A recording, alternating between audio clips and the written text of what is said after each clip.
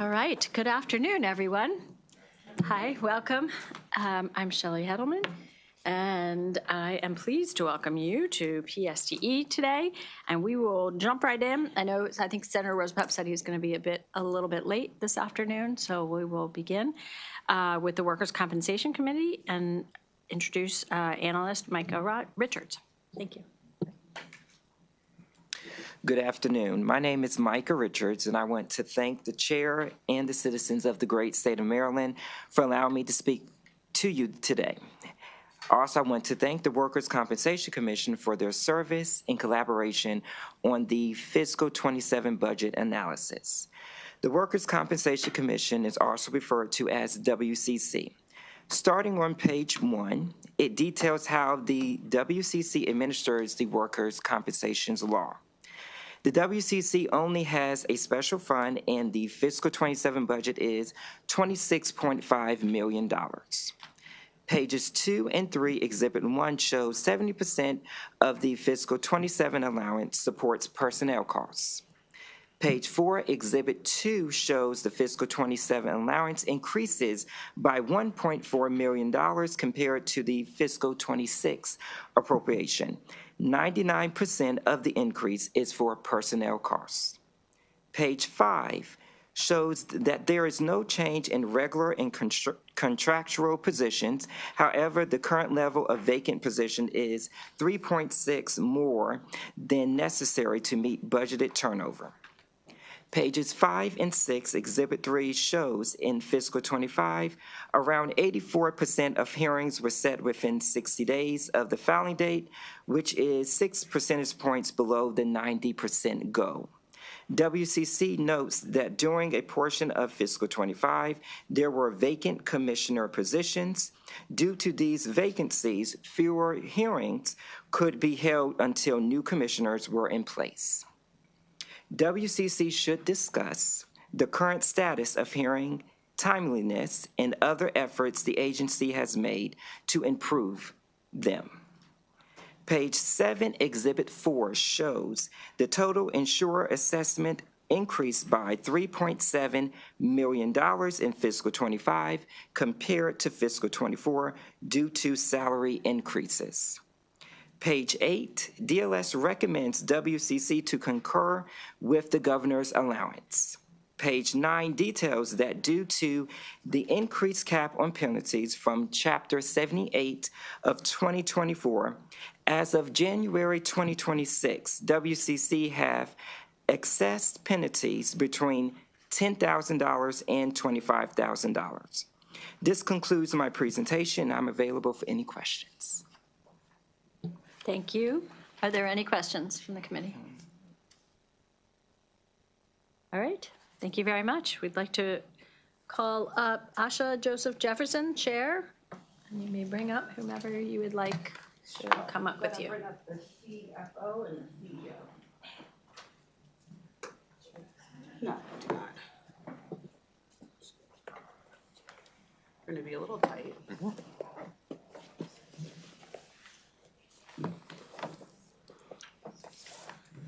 Excuse us.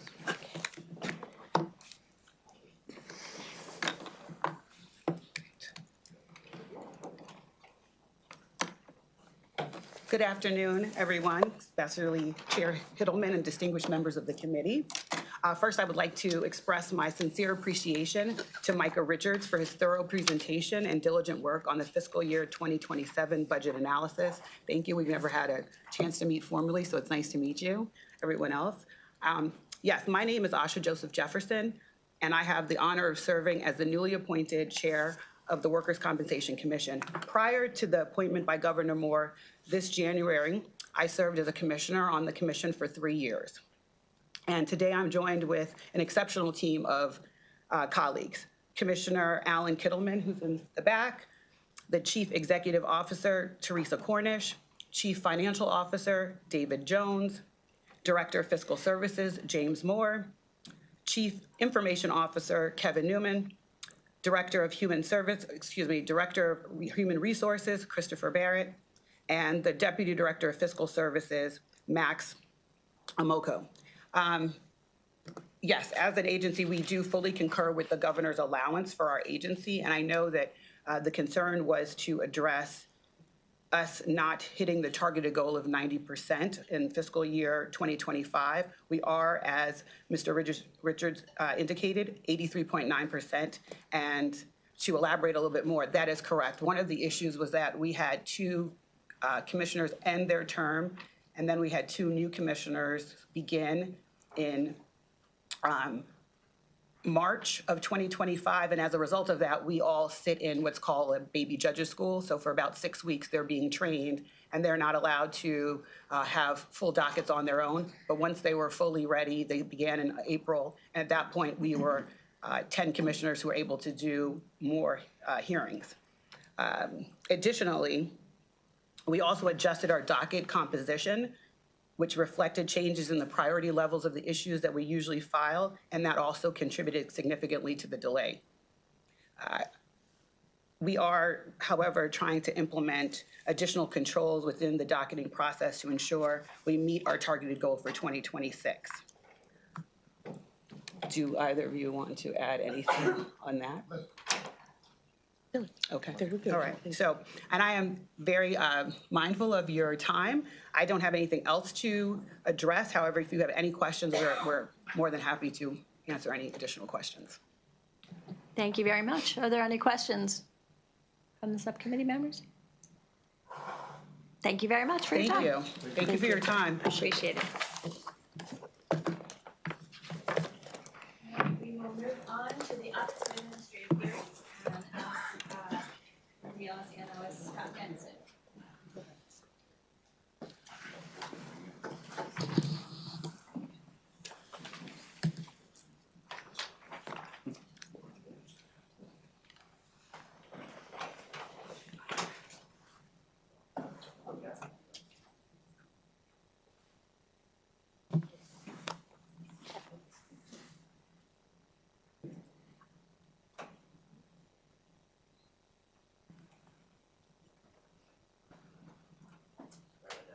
Thank you.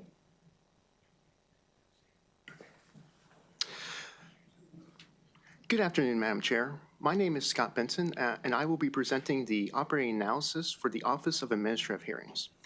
The Office of Administrative Hearings, or OAH, was established back in 1990 to centralize the hearing functions in various units of state government, as well as to provide an unbiased and objective forum for contested cases involving state agencies. Cases before OAH originate from approximately 30 state agencies that reimburse the agency based on the proportion of time that it spends on their cases. You can see in the operating budget summary on page 1 that the fiscal 2027 budget increases by $1.7 million, or 8.4% to $21.7 million. Turning to page 2, in Exhibit 1, you can see that about 83% of the fiscal 2027 allowance supports salaries and fringe benefits for 114 regular positions. The second largest category is for contractual services, which consists of about 7% of the allowance and includes $850,000 for the development of a new case management system. Turning to Exhibit 2 on page 3, you can see that the largest increases include funding for the development and implementation of this case management system and regular personnel costs that are being driven by employee and retiree health insurance. Turning to page 4, regarding the case management system, OAH has begun the process of procuring a new case management system because its current system was created back in 2003 and has been deemed obsolete by the agency. This project is currently in its early stages of procurement, with vendor proposals due in March 2026. And once a proposal is accepted and there's a notice to proceed, the agency anticipates that the new system can be implemented in a year. Looking at personnel data, as of December 31st, 2025, there were 4 vacant positions within OAH. Additionally, in October 2025, three positions were abolished due to the voluntary separation program. These positions were an office services clerk, a management associate, and a administrative law judge. Now, turning to Exhibit 3 on page 6, you can see that of the 34,484 cases disposed of by OAH in fiscal 2025, 30,385 cases, or about 88%, originated in just 3 agencies.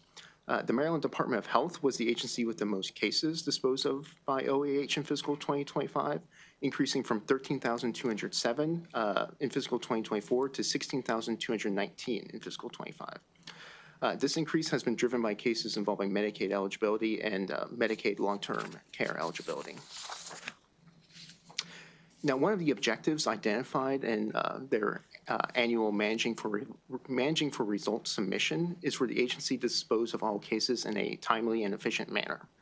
OAH reported that 99.9% of all decisions were issued in a timely manner, but you can see in Exhibit 4 on page 7 that in fiscal 2025, the average processing time increased for all agencies, with cases specifically being tracked. OAH has cited several factors for the increase in average case processing times, including postponements due to good cause, as well as requests to obtain counsel. Now, turning to key observation 2, cases brought before OAH are not strictly resolved via hearings. The agency encourages parties in cases to reach a settlement when possible, and administrative law judges are assigned by the agency to utilize alternative dispute resolution techniques, or ADR techniques. You can see in Exhibit 5 on page 8, in fiscal 2025, OAH resolved 45% of cases using ADR techniques, which is an increase of 7.9 percentage points compared to fiscal 2024. The 2025 Joint Chairman's Report included narrative requesting the inclusion of additional performance measures regarding the use of ADR techniques, such as the timeframe for ADR case disposition and usage of ADR by agency.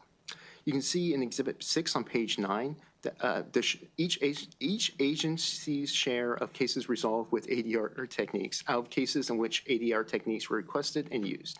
The two agencies that use ADR techniques to resolve these cases most frequently are the Maryland State Department of Education, which used these techniques for 410 cases, and the Maryland Department of Health, which used them for 98. Turning to page 10, you can see the recommended actions, and the Department of Legislative Services recommends concurring with the governor's allowance. And that concludes my presentation. I can take any questions.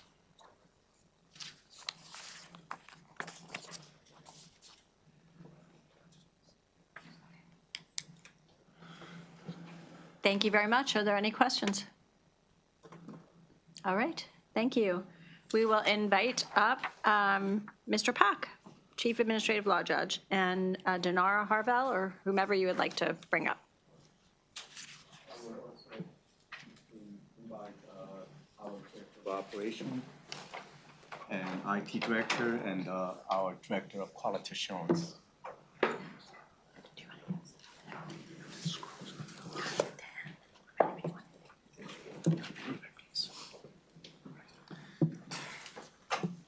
Thank you. Go ahead. Good afternoon. Thank you, Chairman Shelley Hedelman. It is a pleasure to be here with you today. Senators Young, Saling, and I guess Senator Rosa Pepe will join us in the future a little later.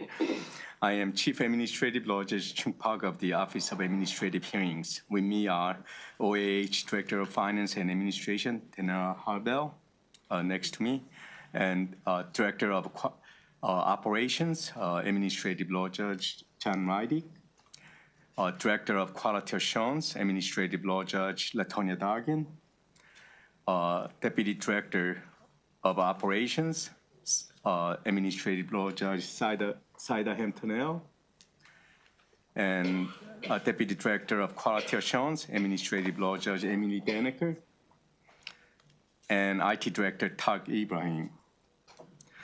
I would also like to thank OAH's new legislative analyst, Scott Benson, for his thorough analysis. Scott came to our Hunt Valley headquarters on August 20th to receive an overview of our agency and meet members of OAH's management staff. I appreciate the time that he took to learn about our agency and important work that we do. OAH remains vigilant of its statutorily defined role to provide flexible due process to the citizens of Maryland and has worked tirelessly to provide fair and impartial hearings to the people of Maryland who are affected by actions of many Maryland state agencies in a safe, efficient, and timely manner. accessibility and efficiency of OAH will remain strong as it continues to ensure diligent due process for all Marylanders. OAH concurs with the Governor's allowance. I believe you all have OAH's pre-filed testimony. I and members of my management team are here and happy to answer any questions committee members might have. Thank you. Thank you. Are there any questions? I actually have a question. So I see in the analysis that the largest number of issues come from the Department of Health and deal with Medicaid, right? Quite often. And with so many changes coming down the pike with HR 1 and that being fully implemented this summer, I'm just sort of wondering how you prepare for what I would predict, and tell me if I'm wrong, an uptick in issues that will come before you. John? Thank you for that question, Senator Hedelman. We are anticipating an increase in MDH cases due to HR 1, and we have reached out to MDH to plan for that. One of the challenges is that there will be more frequent redeterminations, which could mean more hearings for us. We do currently have 3 vacant ALJ positions. We're looking to fill those in part to meet that need, but also a need because of an increase in other areas as well. And we've previously submitted a memo to the legislature about the need for additional staff connected with the Maryland Police Accountability Act.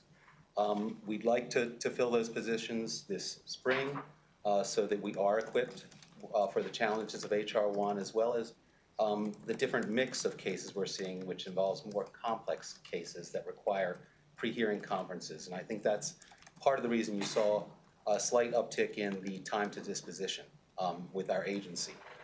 So it is critical to fill the vacant positions. We also still would like to renew our request for additional staff so that we can stay on top of that metric that's in our managing for results.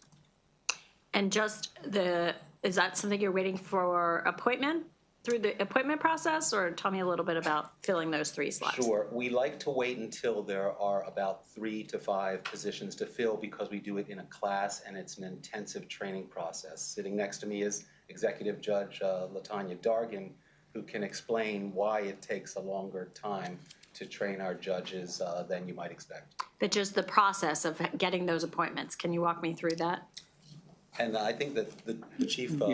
What we do is we make, if there are any vacancies and it is more than 3, we make announcements, and we require all applicants to be attorney in good standing in Maryland and have a minimum 5 years, but normally minimum 12 to 14 years of litigation experience. And we look for people who have diversified backgrounds so that they can contribute to the knowledge and expertise to the office.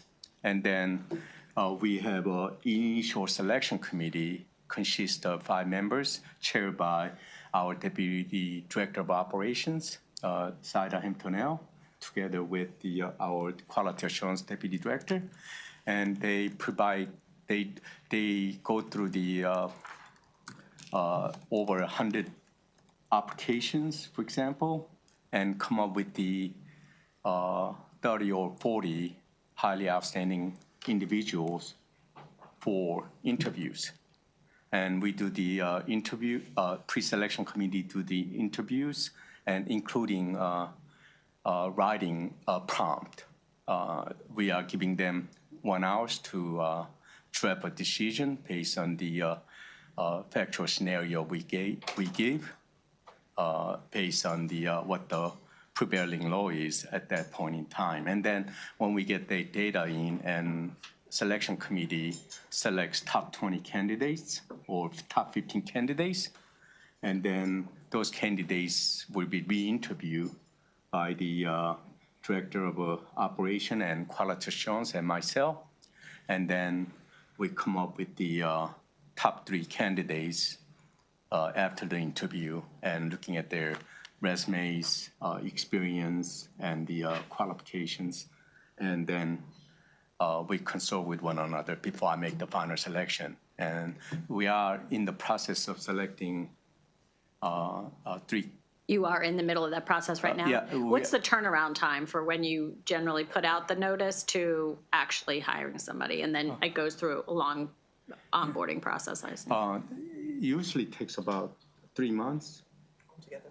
Altogether, about 3 months for selection process. Okay. But the sometimes when we have a really outstanding candidates, there can be more than, let's say, 3, and we could keep that list for 1 year. So we look at then 4, 5, and 6 for the next individuals instead of going through the whole 3 months process. I consult with the management team, with the individuals, and then make final decision on their selection. And we are about to make an offer in next couple of weeks. And so how long then before somebody's actually up and ready to sit? So the full training program takes about 9 months. But that's because we're generalists. As Mr. Benson said in the introductory paragraph, we are one of the largest central panels in the country, meaning that we have one of the largest grants of jurisdiction. We have hearings delegated to us by approximately 30 to 35 state agencies across about 200 different types of programs and across 500 different case types.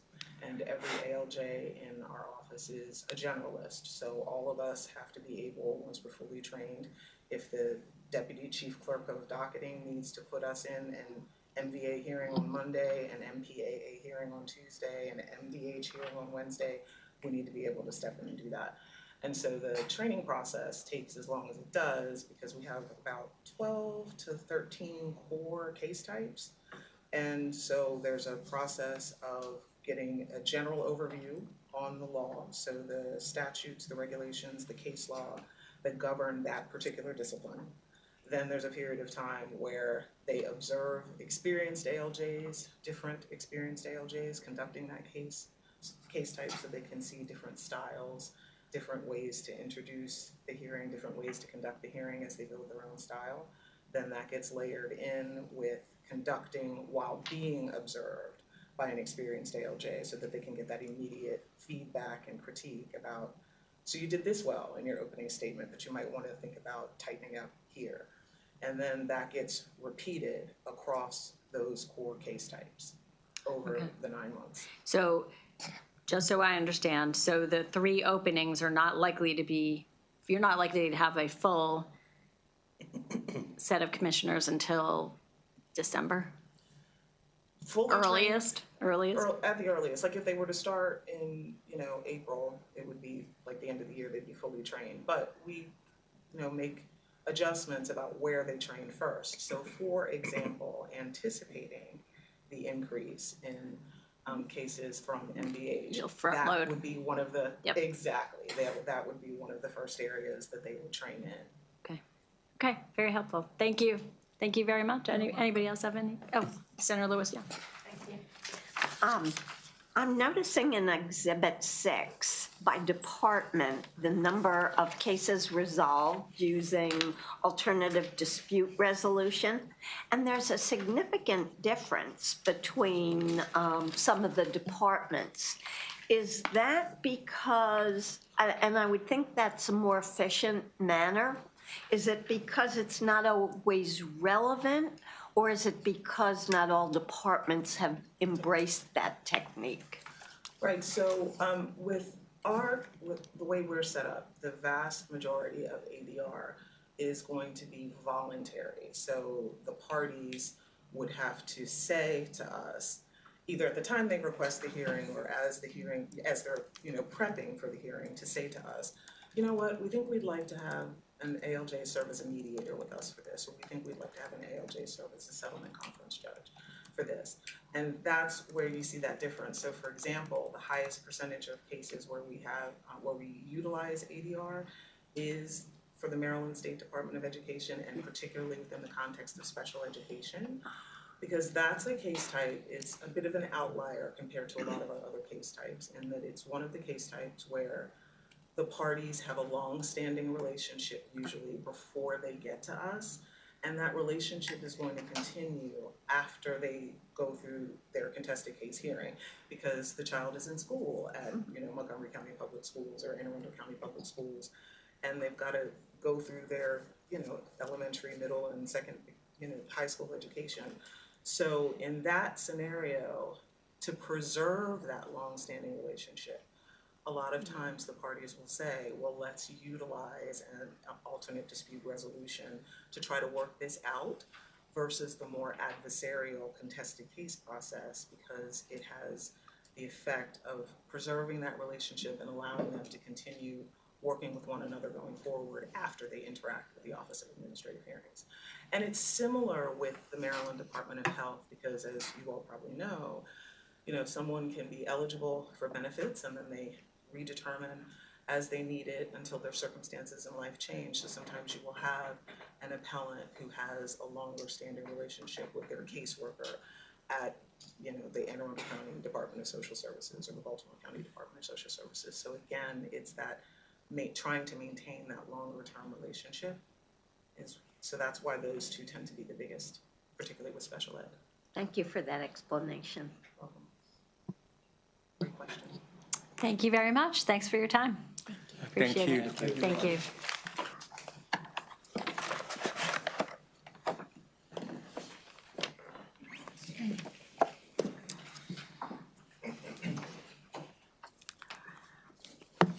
All right, we will welcome Josh Weinstock, who is the analyst, to address the Department of Public Safety and Correctional Services overview.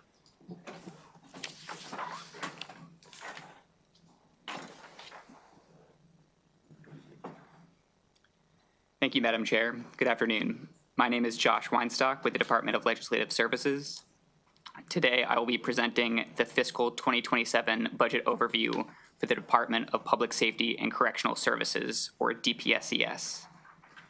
Starting on page 2, the fiscal 2027 budget decreases by $20.9 million, or 1.1%, to $1.9 billion.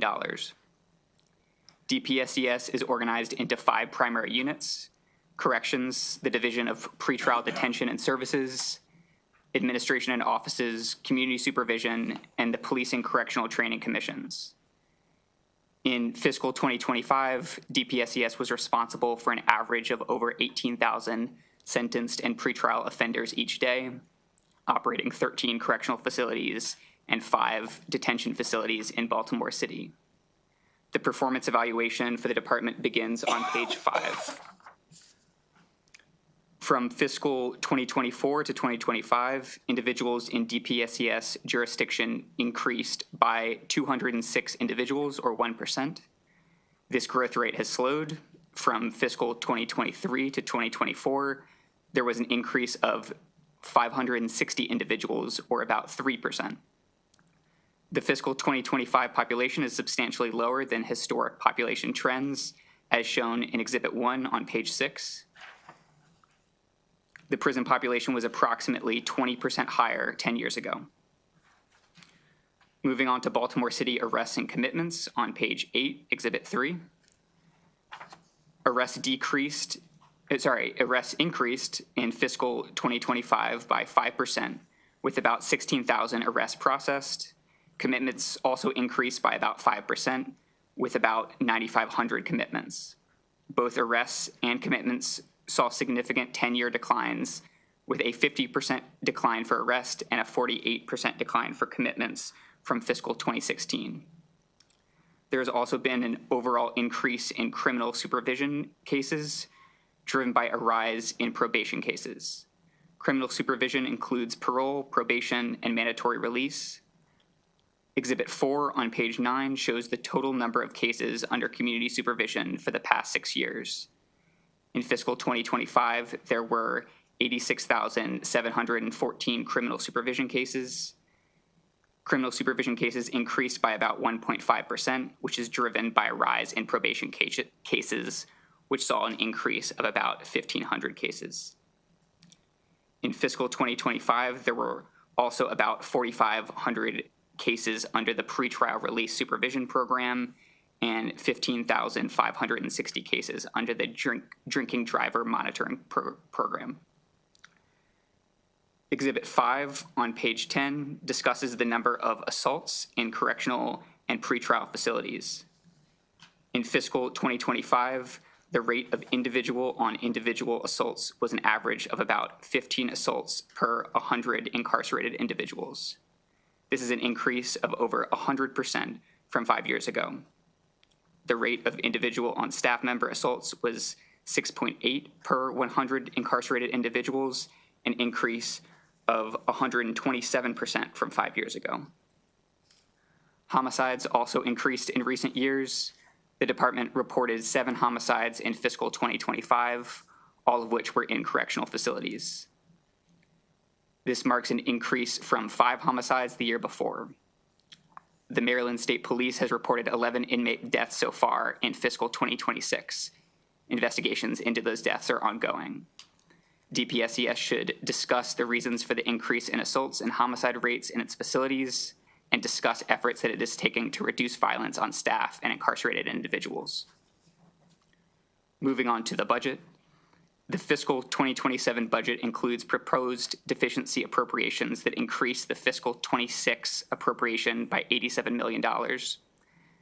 The major deficiencies include $34 million to cover shortfalls related to lower than expected vacancy savings, $30 million to cover fiscal 25 shortfalls from the inmate medical and mental health care contract, and $17.5 million to bring budgeted turnover in line with fewer than expected vacancies. There is also a $5 million deficiency related to a new federal contract to operate the Chesapeake Detention Facility.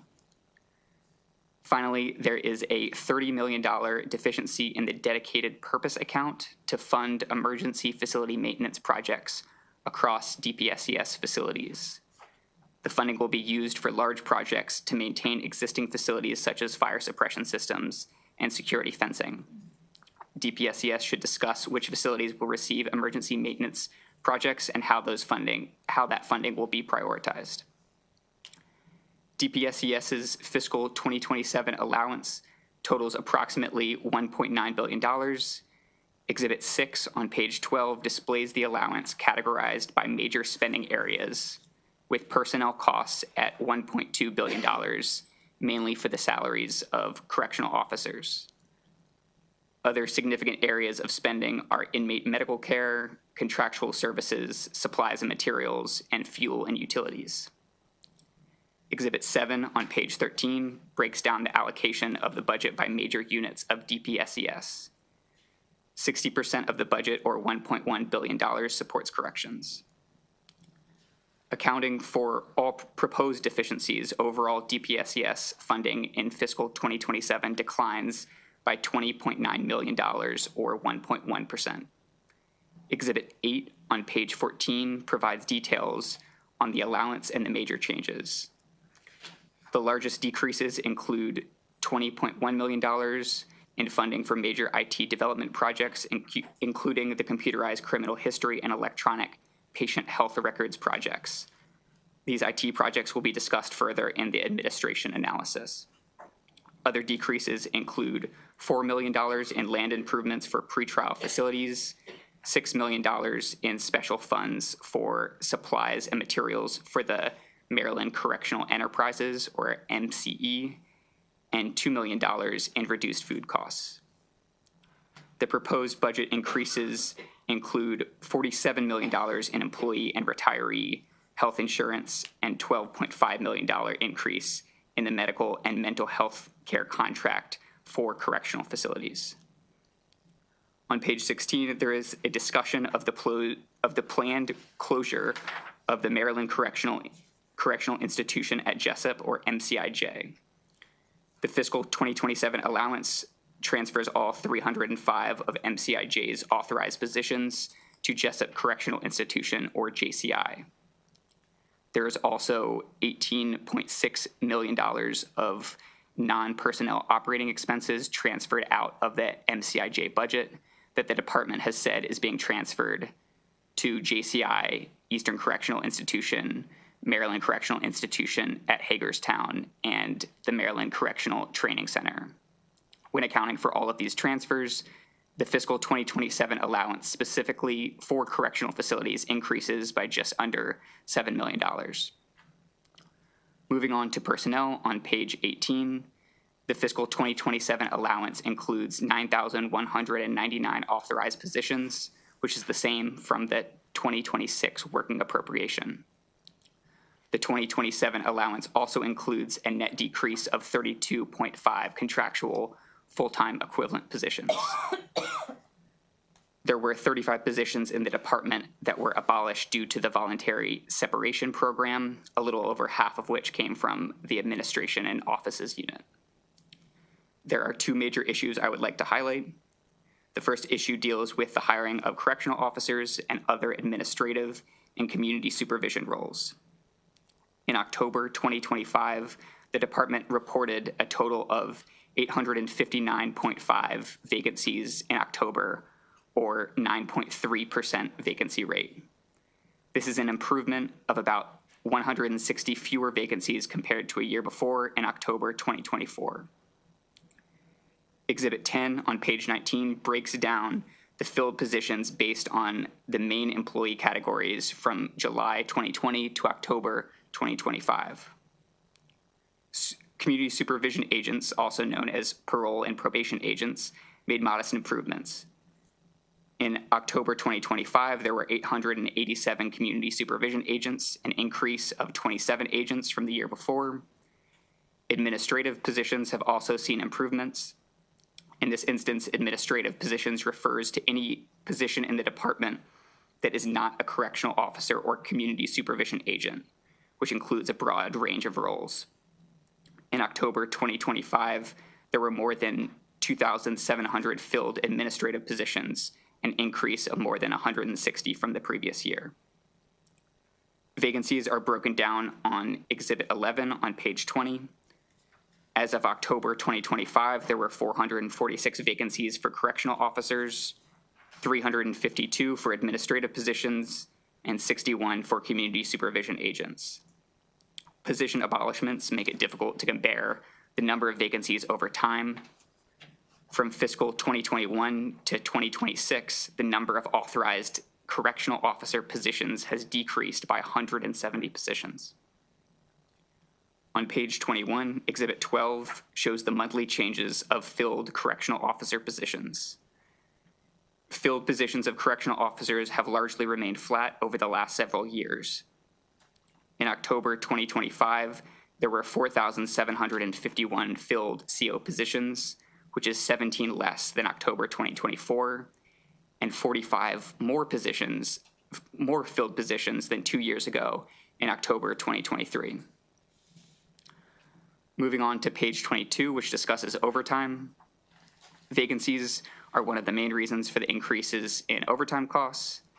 Exhibit 13 shows the overtime funding for the department has increased from under $100 million in fiscal 2017 to $217 million in overtime expenditures in fiscal 2025. Data from DBM indicates that in fiscal 2025, the department accounted for 60% of the state's total overtime costs. The CO2 and CO sergeant positions alone account for more than 50% of the state's overtime costs. On page 23, Exhibit 14, there's a breakdown of overtime hours per incarcerated individual for each facility from July 2024 to December 2025. In the chart, facilities are shown from the lowest average daily population on the left to the largest facilities on the right. As you can see, facilities with a smaller average daily population tend to have higher numbers of overtime hours per capita, although there are similarly sized facilities with varying amounts of overtime used. In the department's plan for the closure of the MCIJ facility, it stated that the positions employed at MCIJ would be transferred to other facilities, partially alleviating the need to use overtime across the Jessup region. The fiscal 2027 allowance transfers all 305 positions at MCIJ facility to JCI, However, overtime costs at JCI increased by $3 million, or around 9%. According to the department's MCIJ closure plan, JCI will be able to eliminate mandatory overtime. However, it anticipates the facility will need to add posts to support programming, leading to higher voluntary overtime levels. In fiscal 2027, DPSES plans to realign vacancies so that the Dorsey-run correctional facility and the Maryland Correctional Institution for Women can reduce nearly all of their overtime spending. Overall, the fiscal 2027 allowance projects that overtime expenditures decrease by nearly $13 million after accounting for deficiencies. Language in the fiscal 2026 budget withheld $500,000 in general funds until DPSES submitted a report with data on total and mandatory CO overtime hours worked and a plan to eliminate the use of mandatory overtime, which was submitted on October 29th, 2025. DLS determined the overtime report to be in compliance with the budget language and recommends the release of general funds restricted in fiscal 2026 and will process a letter to this effect if no objections are raised by the committees. Additionally, DLS also recommends adding budget bill language restricting $250,000 in general funds, pending a report on DPSES's efforts to minimize the reliance on overtime, including overtime data for fiscal 2026 and 2027 year to date. This recommendation appears in the administration analysis. The second issue I would like to highlight, beginning on page 24, is the medical and mental health care contract. In 2024, the Board of Public Works awarded contracts to Centurion to provide medical and mental health care services to correctional and pretrial detention facilities. The contract totals $1.6 billion over the next 5 years. The previous vendor, YesCare, received criticism regarding inadequate staffing, service issues, and failure to pay bills. The Office of Legislative Audits, or OLA, issued a fiscal compliance audit in 2024 containing 9 findings related to the medical and mental health care contracts with YesCare. The audit raised concerns about the previous contractor's inability to meet the contract's minimum staffing requirements. The current contracts require Centurion to provide 909 full-time employees to correctional facilities and 395 full-time employees to pretrial facilities. The minimum contract staffing threshold is 90%. As of June 2025, the contractor reported that 81% of positions at correctional facilities were filled and 87% of positions at pretrial facilities were filled. The staffing rates have improved since the contract began in August. However, the staffing rates still remain below the required staffing threshold, and the department has stated that Centurion has been unable to provide auditable staffing reports every month, which indicates that DPSES has been unable to verify the staffing levels the contractor reports. The department has assessed the contractor liquidated damages for failing to meet the thresholds in the contract, primarily due to being unable to meet staffing levels. From February to June 2025, the department collected nearly $12 million in liquidated damages from Centurion's invoice payments, the vast majority of which was related to inadequate staffing levels. Another issue raised by the audit of the previous contractor found that the department did not adequately oversee the contractor to ensure medical-related complaints filed by incarcerated individuals were resolved in a timely manner.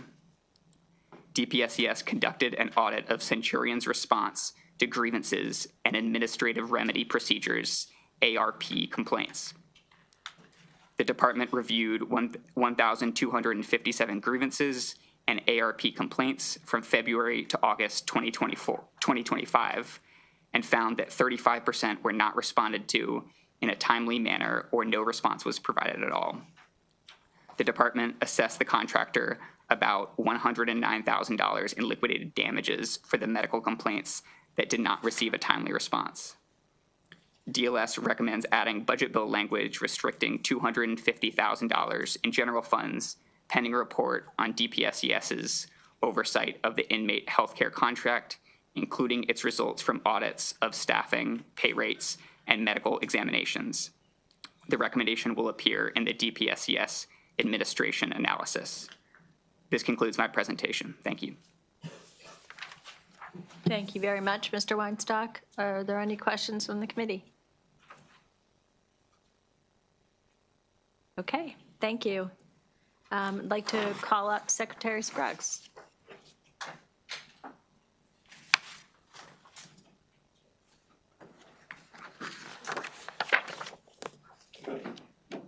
Welcome, and if you could introduce your colleagues, that would be appreciated. Thank you. Good afternoon, Chair Hedelman, members of the committee. For the record, my name is Carolyn Scruggs. I am the Secretary of the Maryland Department of Public Safety and Correctional Services. With me today is Toyin Bakari, Acting Deputy Secretary of Administration, and David Green, Deputy Secretary of Operations. The department appreciates the collaboration with Department of Legislative Services and Mr. Weinstock's hard work on this analysis. We had Mr. Weinstock tour our facilities during the interim to help provide him a high-level overview and get him up to speed on the work that we do. The department would also like to take a moment to thank Christina Hoye-Tuyon for the advice and guidance that she has provided during this budget submission as our budget analyst. In the analysis, the Department of Legislative Services asked the department to respond to 2 issues and 2 recommended actions. The first issue the department was asked to comment on was the increase in assault and homicide rates in correctional facilities and action taken to reduce violence on staff and incarcerated individuals.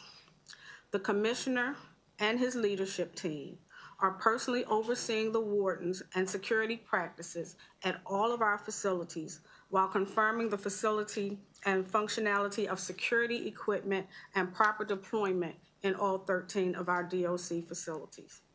The security landscape within correctional facilities over the past 5 years has been made more challenging by the increasingly violent sentenced correctional population. Since 2019, there has been a 55% increase in the number of new inmates annually entering DOC facilities for an offense resulting in a loss of life. These offenses include murder, manslaughter, felony homicide, and child abuse resulting in death. As a result, 84% of the sentenced population is now serving a sentence for a violent crime against another person. Over the past 10 years, this population has increased by 10%. Nearly a third, or 31.8% of sentenced inmates were serving a sentence for homicide or manslaughter in FY 2005, compared to a consistent level of nearly 24% of the population from FY 2009 to FY 15. In addition, monthly reduction in violence meetings are being held, which involve multidisciplinary teams of both security and civilian employees.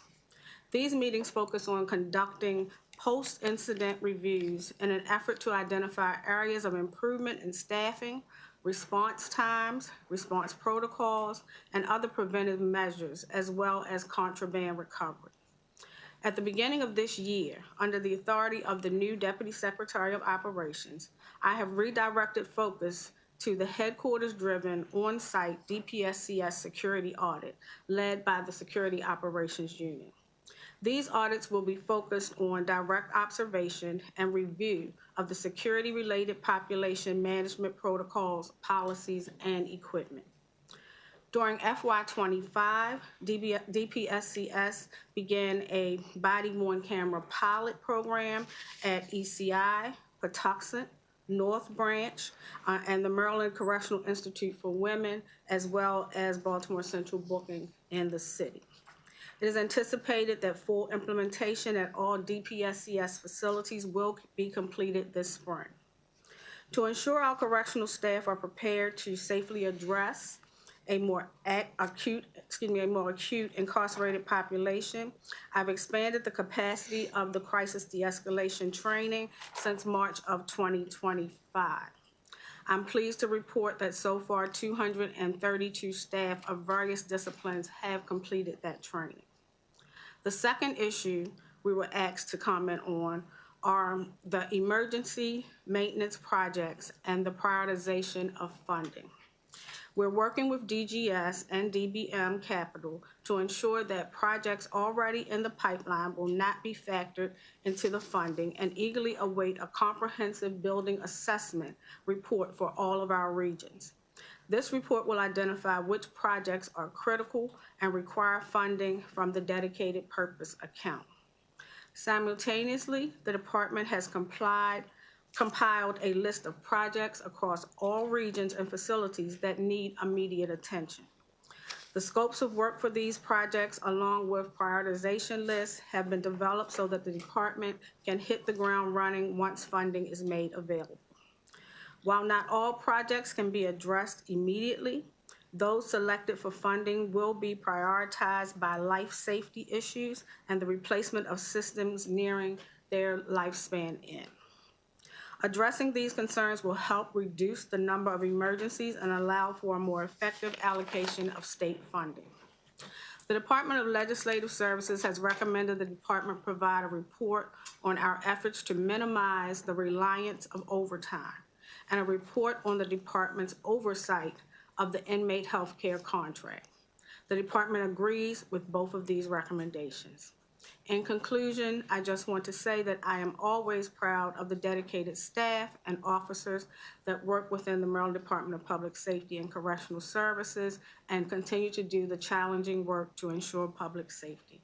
Thank you, and if you have any questions, we are here to answer. Thank you, Madam Secretary. Are there questions? Senator Roosevelt. Thank you. Nice to see you, Madam Secretary. You as well. So we've had these discussions before, and you're much more familiar with them than I am, but I'd like to get a little nuance on what success you've had in recruiting more corrections officers and what failures you've had in recruiting. What have you learned over the last year or two? Great. Thank you for that question. I'll start off and then I can definitely pivot to any of my deputy secretaries. But we have made a tremendous effort in our attempt to hire correctional officers. Our numbers have continued to go up. I will let you know that we made changes within the HR process, not just staff, but also changes as far as procedures and our background checks to ensure that there are more efficiencies and timeliness in processing, because we did see areas where some of the staff, it was taking too long to process individuals. So a total overhaul of that area has been done. And Deputy Secretary of Administration Bakari actually oversees that operation, so we're moving forward. The challenges that we have are not unlike any other detention center around the country or correctional facility around the country, and that is in our far-reaching areas like the Eastern Shore or Maryland's mountains and up in Cumberland area. We still find challenges recruiting in those areas. We have competition in Cumberland because right across the hill is the federal prison. So many of our staff, when they reach that 20-year point, they will retire, get that retirement from us and go right around the road and start a new career, because many of them are young enough to do that. On the Eastern Shore, we have been effectively recruiting, not just on the shore now, but we have been reaching into Delaware. But we definitely, when we do that, we impose upon the Delaware institutions that are very close to us down there. So we're competing with them as well. And you know, you're familiar with the shore. Many of them are farmers and laborers in other areas, and they are very content with their occupations that they have. So the criminal justice system and working in a prison is not something that is really appealing to them. So. Thank you, Madam Chair. Thank you for the information, Secretary. I've just got a few questions I'd like to give you. One of the questions is parole and probation back conducting the in-home visits inspections of both the scheduled and the unannounced? So can you explain what your actual question is? You want me to explain where we are, or? Well, are you conducting them? Yes, they are being conducted. So we went through a training. The Department of Parole and Probation, the Division of Parole and Probation went through a training. They were also given additional security equipment. We started with supervisors. The supervisors were the initial individuals that started going out to conduct the site visits. And then we began to roll them out gradually into each one of our regions. So those site visits are being conducted as required. Thank you. Another question is, we see the vacancy turnover is almost 100, it's 99.64. And I know it's a lot. Are we trying to find ways where we can keep those for that turnover rate so it can go down? We are, and we had our RPLI program. Unfortunately, it does expire this year. You want to tell them about the RPL? The ROPI program expired June 30th, 2025, so FY 2025. So that retention program has expired. And would you like to speak on what else? I think what I would say about that is that was actually one of the things that entice people to stay. Right. So that last group is getting their last payment, I believe this June, is it? Or okay. And so that was an incentive. Right. So again, because of many of those individuals are reaching that 20-year retirement, and they are retiring and moving on to other. That program actually enticed them to stay on and continue to be with us, but. Well, it would be good to maybe have that information for that turnover, that if people are retiring, maybe we can know that number, because then I know there's more people that need to fill in those positions. Sure. So it would be good to find those out as well. And not only can we provide you those retirement, but I think you also have to look at if there are separations from state service in that pot as well. Right. Because we are going through and diligently making sure people are following procedures that they are supposed to do and holding people accountable. So some of that may be termination from state service. Can you elaborate a little bit more on the discussion, the reasons why the increase of assaults and homicides and the rates, where we are?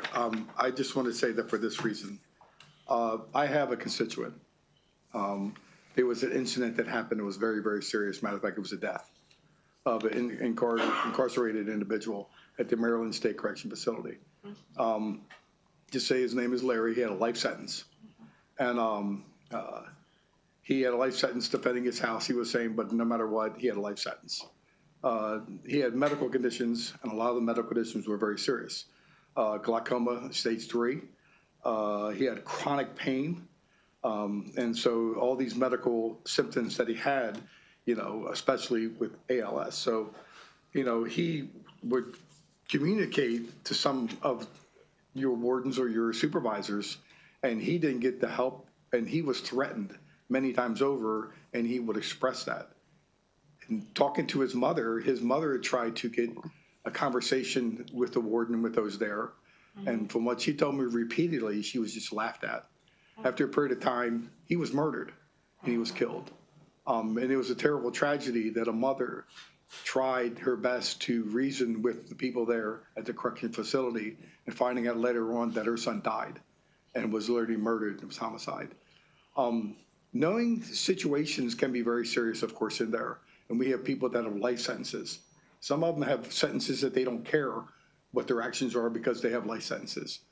Those that are in a place where they feel compromised, how are we making sure that those people are protected? Because there's a lot we can say that can be going on that we don't know. But I think more than anything, we need to know those conversations, that if people come to your supervisors and there's a very serious situation, that I think at times they're not taken to heart. And then these things do happen. So how are we making sure we can correct these things that do happen? So first, my condolences to that family, and thank you for that question. Let me start, and then I'm going to pivot to our Deputy Secretary of Operations, who has an extensive background in case management that can tell you how we do those evaluations. But one of the things that I want this panel to recognize is that JRA did exactly what it was supposed to do in 2017. So the individuals that you are now seeing behind the walls are those individuals that are there for the more aggressive crimes. So the murderers, the rapists, as I spoke earlier, the person-on-person crimes. They're the more violent offenders. But one of the things that we're also finding is that the mental acuity rate of these individuals is also playing an impact, because many of them have some form of mental health disability or illness, whether it's low anxiety all the way to being severely mentally ill. We do conduct a screening, which I'll let Deputy Secretary Operations Green explain to you how case management does that evaluation, so that we can then make sure that they're not housed with their enemies, that they are not housed with anyone that has caused a threat to them, gang affiliations. Dave, you want to kind of talk about that, and then I can pivot back. Yep. Thank you, Madam Secretary, and thank you, Senator. It's a good question. As the Secretary mentioned, I began my career in the department in case management. One-on-one interactions with the population, developing therapeutic relationships that lead to the types of trust that makes a member of the population feel comfortable enough sharing those types of concerns with a staff person. As we continue to increase programming at our higher security facilities and across the state, when you add additional therapeutic staff, when you add case management staff, and you're able to develop more therapeutic, meaningful relationships with staff people that can hear and respond appropriately, that can also approach the wardens and the other supervisors with these concerns, we expect to see outcomes from that. I also spent many years as an assistant warden and a warden, and I understand what you're saying. And having presence inside of the facilities, which is an expectation that we have of our facility leadership, the wardens and the assistant wardens, and even our assistant commissioners and commissioners, having them be physically present and visible so that the population can see that someone is there to hear them and to respond appropriately, is something that we are focusing on very heavily as we enter this new calendar year. And the good Senator across from me and myself had the opportunity to go to the men's and women's facility in Jessup. And we thank you for that opportunity that we had to just meet with both of the wardens that are in both facilities, some of the supervisors, and even some of the inmates. And, I think getting a better understanding about what's going on is very important, but making sure that everything that we do, there's protections. There's things are in place to making sure that when somebody's having the conversation, that they feel threatened, that they're in a place that they feel that there's compromise. I think at times we should take them very seriously, even though it's not. Maybe we see something that we've never seen before. Maybe we can move forward and learn from that. But I just think it's really important that we take those things seriously, because I believe this wasn't taken seriously. And that's why there was a death. And so I believe in incidents, take them seriously, move forward with them. And if you see there's not a compromise or things that you believe it's not serious, then you can still move forward. But I think we need to take all these seriously, because I believe when a person that has a life sentence in a day and he sees that he's not going to see the time of day, there's an I don't care attitude, probably, I would say. And so we have to be careful with those that are in a position that maybe they feel threatened. And I believe that's what happened here. But I thank you for the information. And sir, I thank you. I'd just like to say that, we take pride in ensuring that life safety comes first. And one of the things, as Dave kind of touched on, is the enforcement of those policies, because that is already outlined in our policies, to take seriously the cries of those individuals that come to you, to make them write an inmate statement saying what their concerns are, so that we can do wellness checks, so we can get them to the psychologist or just to an assistant warden or whoever that they need to talk to about their concerns. So one of the focuses that we have right now, and if you look around at our facilities, there have been changes in leadership throughout this department. And that is because we are trying to make sure we put in place individuals that understand the humanity of what we do and that they take that serious. And just one more thing, if I could, Madam Chair.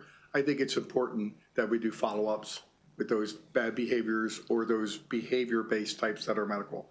That you see maybe a person that has a medical problem and a behavior problem, but you can maybe, the counseling is there or the right tools are there for those individuals so you can have those conversations, and I believe they should be ongoing. And if you're doing that, that's great. I applaud that, but if it's not, I think it's something that should be a priority to making sure that those conversations are ongoing. I appreciate that. So what I offer to share with you, to show that in part of our agency, we are doing that well, is that within the Department of Pretrial Detention and Services, pretrial, we have over 40 years now been under the Duval Decree for mental health non-compliance. And on last year, the judge ruled this department in compliance after 40 years for mental health and ensuring that we are providing that population the needs and responsive to their needs. That was a big win for us.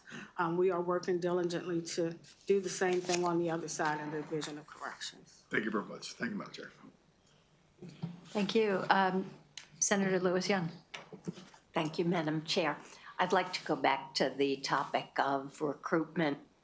I understand that ICE is offering up to $50,000 in signing bonuses for recruitment. To what extent are you aware that that has been a competitive factor for you in either retention or recruitment? Have we looked into that at all? Have we?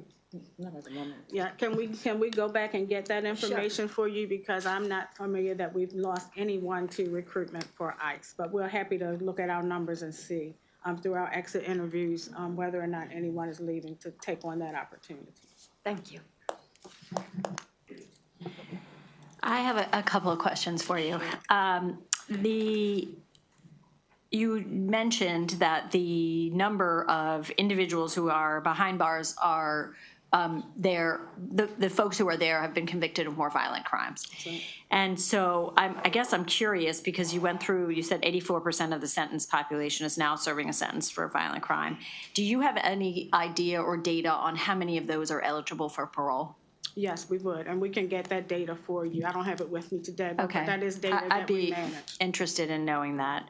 And then you talk a lot about the sort of after event action, and you have discussed some of the trying to prevent and a new kind of focus on that.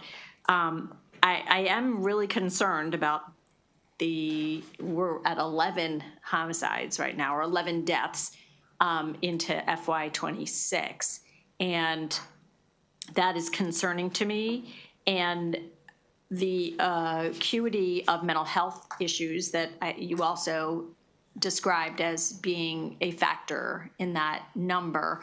And the screening, you discussed doing some mental health screening, but what happens after that? My understanding is that there isn't therapy behind bars per se. And so that the numbers of people with mental health challenges are, my guess is it's probably, I don't know the numbers exactly, but it's probably not a reach to say it is higher than the population at large. And so what is it that we're doing to address those needs to make it safer for everyone? Thank you for those questions. So at both intake, because we run the Baltimore City Detention Center, so at intake when they actually come in and they're awaiting trial, as well as the additional intake that is done when they come into the Division of Corrections sentence. We do what is called a mental health and medical assessment. It is done by our medical team. At that point, it is determined whether that individual needs any type of mental health care, whether it is mental health care where they need to be housed in one of our therapeutic communities, which we do have now, Madam Chair, or whether it is mental health care where they can just take what we call medicines that they keep on themselves, because we have both watch-take medicines and meds that they keep on themselves. This contract is also is heavy on medication compliance and ensuring that individuals that are receiving medical and mental health psychotropic medications are compliant with their medication, because some are not. And that's generally that population that is taking those lower anxiety types of medicines that don't have to be housed in a therapeutic community or don't have to be watched to take that medication. So we do run into challenges there with that mental health population. I think one of the biggest challenges that we have is the ability to recruit enough staff to support the growing mental health acuity of that population. We have challenges both on the contract side and the state side in hiring psychologists and psychiatrists because we cannot compete with the salaries that they receive in private industry. We were fortunate enough just recently to work with the University of Maryland to get some part-time psychologists and psychiatrists to help us to do the risk assessments for our parole commission.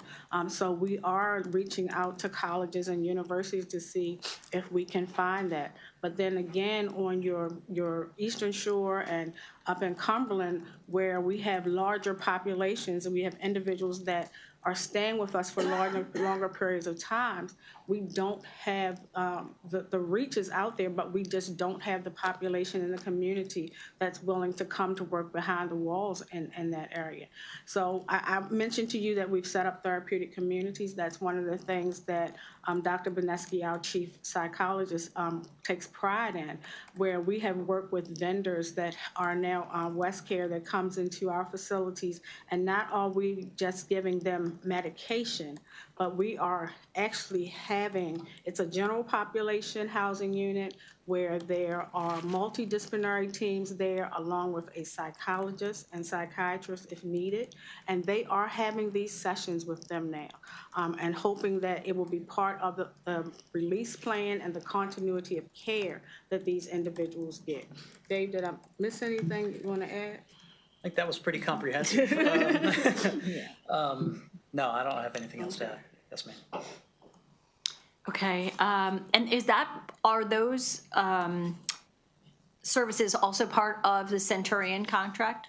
Centurion also runs the mental health contract, so yes, that is part of the Centurion contract. Okay, which will then lead me to my next question. I am concerned about the oversight of that contract, and I understand that you have already gone after liquidated damages for some of the ways that they have fallen short.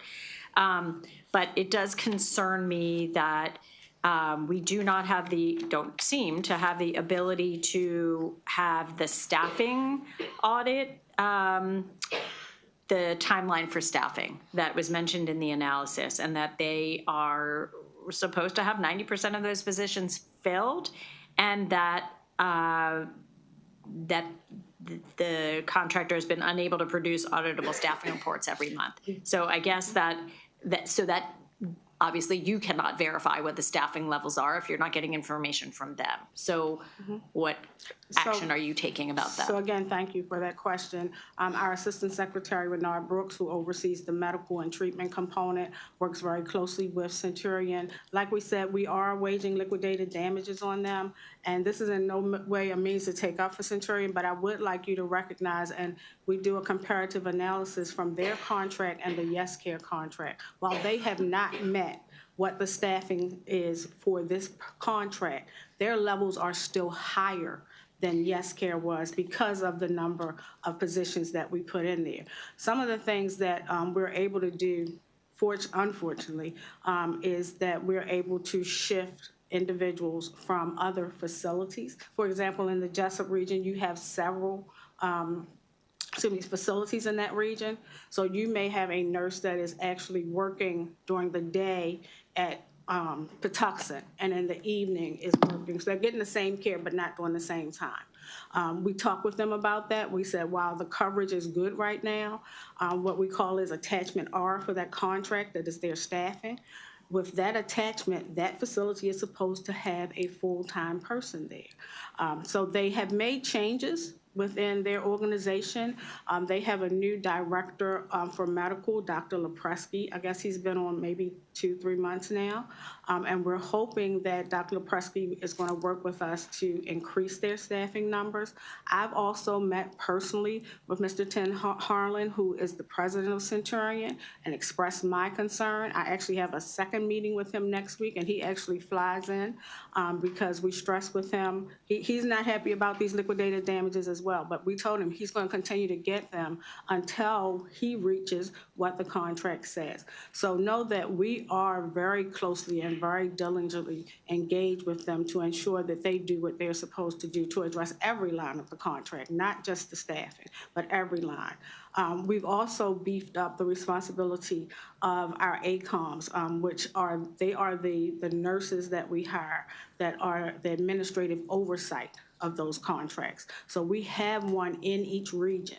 And we are ensuring that, well, Mr. Brooks is ensuring that they do more frequent audits of Centurion until Centurion provides us this documentation that we've asked for.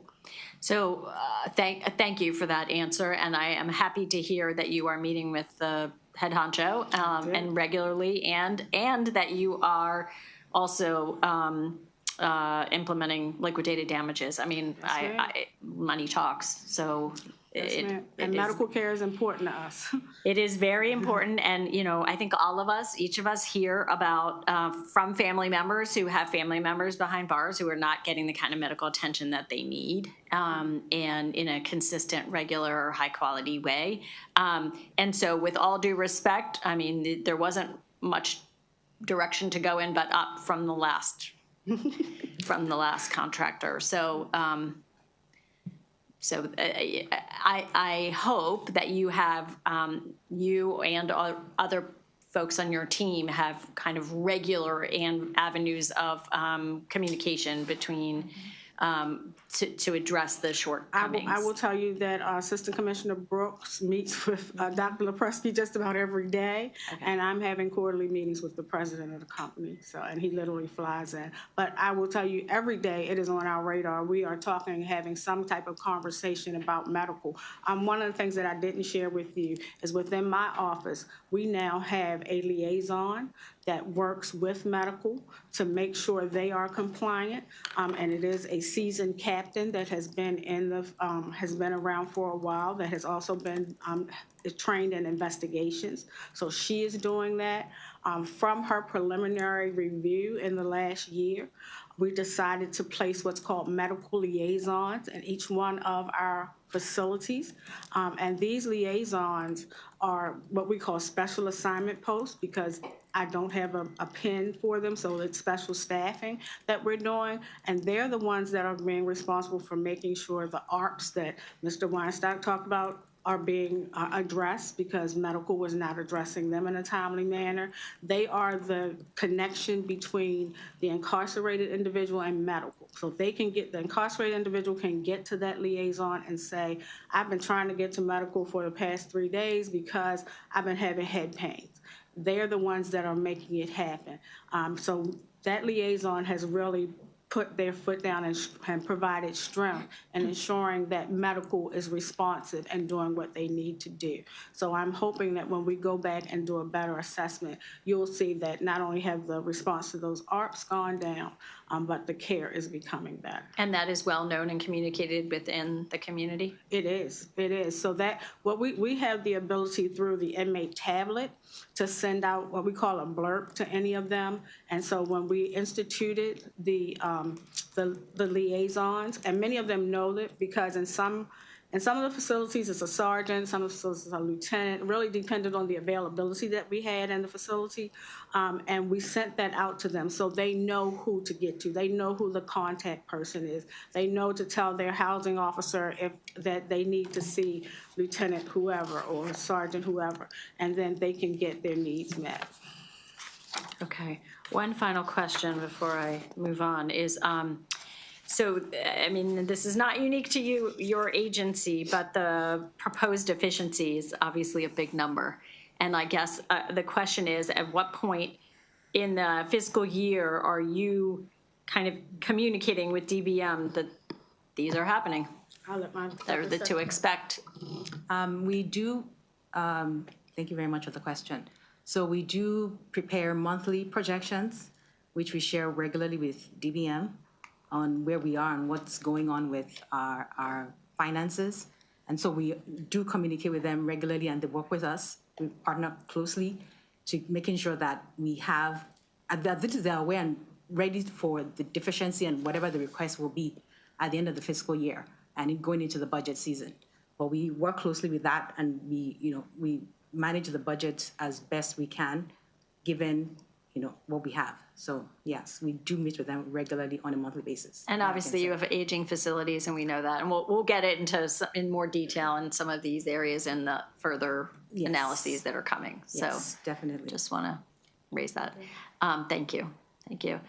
Senator Fulton is joining us today for a bit, so we'll turn to you for a question. Please, thank you. Thank you for coming today, Secretary. The chair's kind of alluded to it. She was talking or referenced the after actions that you had, and a part of that, I think you mentioned, and correct me if I'm wrong, but that you had mentioned that you began the after actions and that there was a violence reduction training. Is that right? Is that what you called it? We have both violence reductions meetings, and we have what's called a crisis de-escalation training. That training was something that we started years ago, and it was stopped. I was actually part of that, so we reinstituted that. It actually comes under Deputy Secretary of Operations, and his team has already started. So which training did you reinstitute? Crisis de-escalation Okay, training. so that was the one that you said that there's been 232 trained since March of last year? That is correct. And is that 232 out of the 4,751 correctional officers, though? And that's additional. You want to? Yeah, so as the Secretary mentioned, this is training that was just recently reinstated. It is a 5-day, incredibly intense training. It is not the type of training that you can sit through the class and expect to get a certificate at the end. Not everyone leaves that classroom as having been certified in that crisis de-escalation training. I see. So it's an additional responsibility? It is. Okay. It is. All right. And, we are currently looking at ways to expand that, targeted at certain disciplines of staffing that work in our higher risk areas. Sure. So, yeah. No, I appreciate it. Just when I ran the numbers through my head real quick, I was like, well, that's like less than 5%. Yes. Okay. Yes. All right, thank you. The next question I have is relative to the parole commissioners. Are we giving them training on how to be a parole commissioner? Are they given like a manual, commissioner's manual?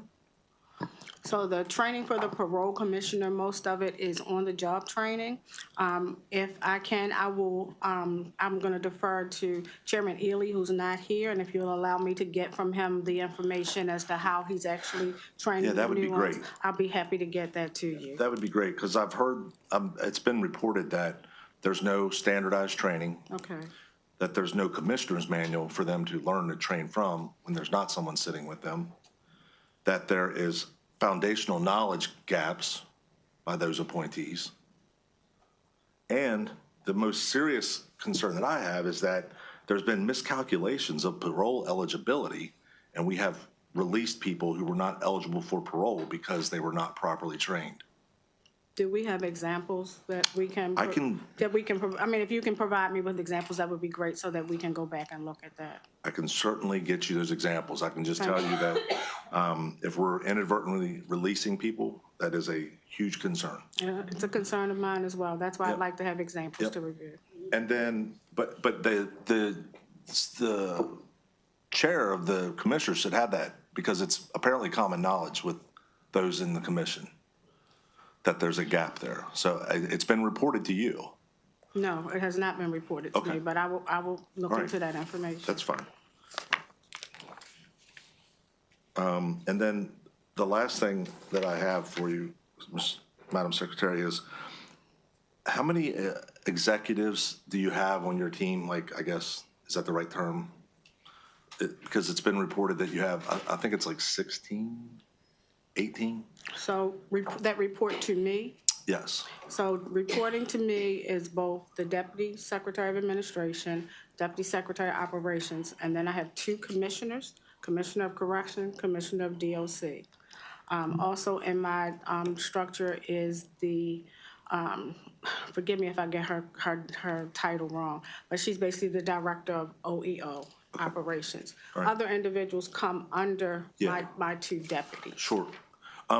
Is it, I just gets concerning when it's been reported again through things where there's been in the past 4 months, so 120 days, that you've lost 6 of your top executives, and that's kind of, there's a consistency and a flow of dissemination of information concern that it's inconsistent because of a very rapid turnover in your. So let's be clear that I did not lose 6 of my top. Some of those individuals were let go. Some of those individuals were let go. We are going through right now, and we are ensuring that individuals, especially at this level, are holding people accountable. And where we found out that there are concerns or problems or inefficiencies that were not being handled at those levels, that's why you see these 2 individuals sitting here. Both of them are new to their jobs. They're individuals that were in their places. We moved in another direction with them. And then we did have our commissioner retired. He did. After 40 years, I think anybody would allow him to retire after 40 years of corrections. The commissioner of corrections, he retired. He's a good man. And if the indulgence, Madam Chair, but you mentioned the parole and probation home visits have resumed. Can you describe what changes, other than you mentioned the equipment and some training? I'm talking about actual procedural changes as far as these home visits, and how many home visits are we doing? Are we back to the full gamut of all of them, or are we still kind of piecemealing them out across different areas of the state? Because when we met last time, you had said that you had resumed them, but actually it was only one person that had resumed them. Thank you for that question. So that you have accurate information, I would like to take that back to the Director of Parole and Probation and provide you a detailed analysis on that, which we have. And we have resumed them. It's not one person, but I will get you a description and the numbers. But we don't have an idea at this point, like how, like I don't want to give you. I yeah. don't want to give you misinformation that is misconstrued. I want to give you accurate information, so I will pull that detailed information from that director. I look forward to the details. Thank you. And then we can share that when we get it. Thank you. Thank you. Okay, Senator Solly. Thank you. I don't know if this was brought up, it might have been, but anyway, in Exhibit 5, it talks about the assaults of the correction facilities in individual and staff. And it just seems that 2025 has been such an escalation in that. Is there a reason why that has been so much more of a from, it talks from 21 to 25, the assault rate with 15.15% of an ADP, 109% increase.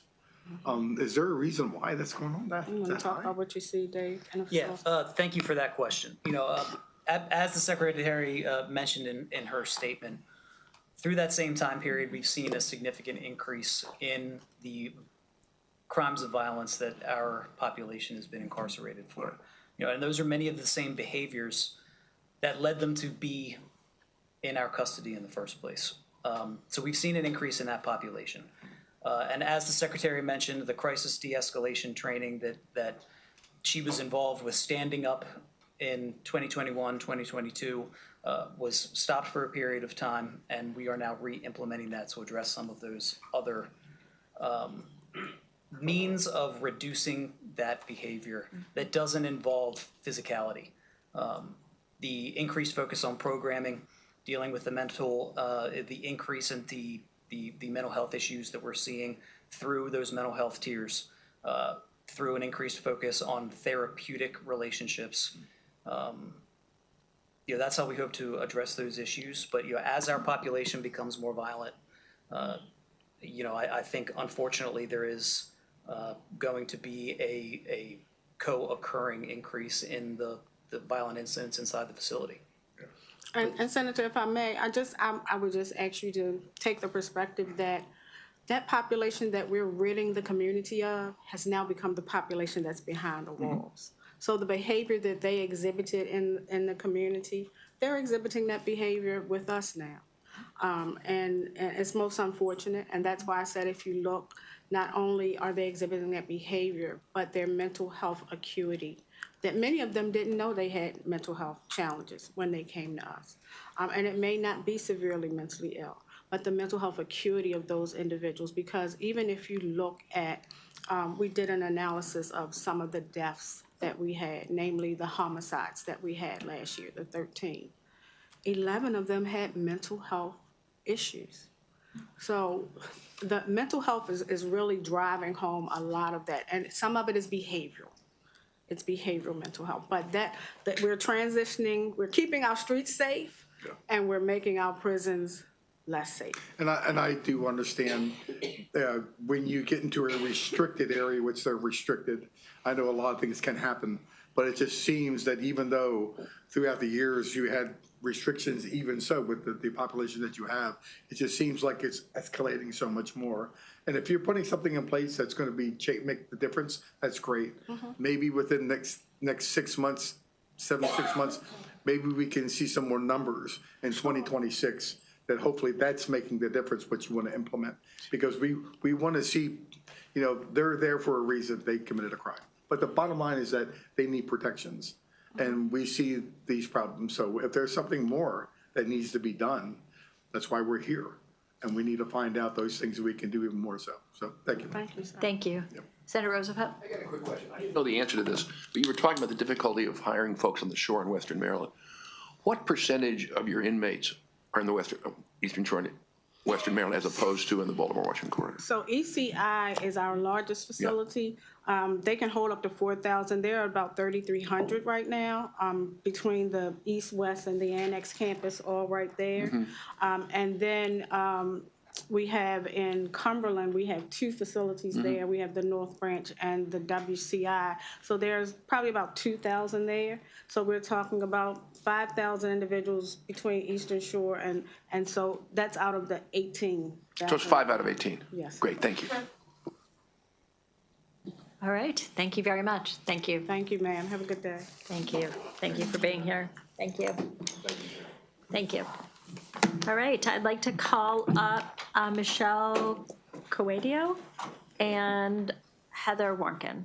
I do not see Heather. I'm going to make my apologies for Heather. Okay. She and I work together under the Maryland Alliance for Justice Reform, and she's running late. Okay. She's in another hearing. So she asked me to send her apologies. All right. Thank you. I feel so emotional that it's hard for me at this moment to collect myself. I have to tell you a little bit about A Mother's Cry and who I am. A Mother's Cry was founded by our president, James Sena Green, 24 years ago. Her son has been serving a sentence in prison, ECI, for the past 19 years. My son has been serving a term at ECI for 9 years for a crime he didn't commit. A Mother's Cry was founded to give solace and comfort to mothers whose children, adult children, are in prison. So we are the voice of the people behind the walls, that while the secretary and her staff are presenting data and information on the human factor, which is the welfare of the incarcerated individuals, which happen to be our loved ones, who are mothers, fathers, sisters, brothers, who also have folks on the outside like myself who are homeowners, taxpayers. I had an illustrious career with USDA. I was an international trade specialist. I'm budget, I'm money, I'm a results-oriented management, looking at results and objectives. Yesterday, I sat in on a hearing, and it was the secretary of the Juvenile Services Division, and she said, and you can go back and look at the record, she was characterizing the Juvenile Services Department as rehabilitative and DPSCS as punitive. I was shocked when I heard that. I can't ask the secretary a question like that if that's how she views DPSCS. That isn't what my understanding is. But in any case, I'm here today for the first time as part of the Maryland Alliance for Justice Reform. We're the first entity that has the money experience and the prison reform expertise to say this is what we're seeing and this is what we think that we need to do to move over the next 5 years from a place of what's become warehousing to a place of rehabilitation. And that will require what the secretary is allowed. We've had 2 meetings this past year with the commissioner, Commissioner Morgan, who's since retired. And the purpose of those was to have collaborative interaction. Prior to those meetings, we sent a letter to Governor Moore, which was a roadmap of what we identified as the issues in prison that our incarcerated loved ones are facing. And then more recently, we wrote the governor another letter where we supported the union in its petition for increased salaries and benefits. We supported that. I've been talking to Joe Cox continuously. We were also waiting for what the commissioner mentioned to us in November, the staffing analysis, to know how many staff you actually need. According to the union, in the 2025 report on Maryland Matters, we were 3,200 correction officers short. When I read the 2025 budget, according to the Moss report, we were 2,300 staff short. Yet when I look at the pins that are allotted per year, it's something like 500 pins or slots. Last year at ECI, while you had a certain number that were allotted, for correctional officers, about 100 of them were moved up for administrative positions. So I think that what's been missing here is we haven't had a balanced perspective from an organization like A Mother's Cry, where we're getting firsthand the real information from the people that are behind the walls. So we have a team that's comprised of people that are currently behind the walls. One of them happens to be the other Wes Moore, the Wes Moore that Wes Moore visited. We also have, people that are lifers that provide a certain stability to the prison population that cannot be achieved by correctional officers. Ms. Boyd, could you please wrap up? Okay, so, 2 minutes. yes, so what I would like to say is that I think that first, I would like us to continue to engage with you all and with the secretary in meeting with the commissioners and her office. She's kindly allowed us to do that, and to give more understanding. We will prepare after we've requested deaths in custody going back 9 years, looking specifically at the purposes and causes, and then also the lack of medical treatment. Once we get that, we'll write a letter and we'll distribute it to you all, and then hope to have further discussion on a way forward, but working collaboratively with you and with the Secretary's office. Thank you. Thank you very much. You're welcome. Anyone else? No? And with that, the hearing is concluded. Thank you.